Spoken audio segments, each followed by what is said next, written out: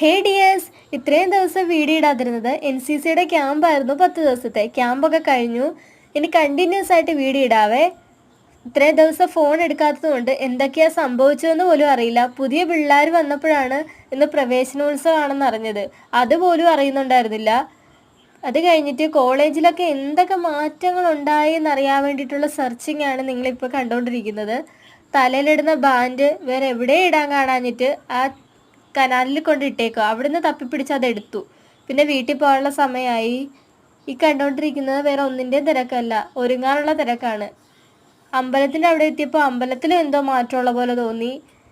ഇത് ഞാൻ 10 വരെ പഠിച്ച സ്കൂളാണ്. ഇവിടെ വന്നപ്പോൾ എനിക്ക് നൊസ്റ്റു അടിച്ചു.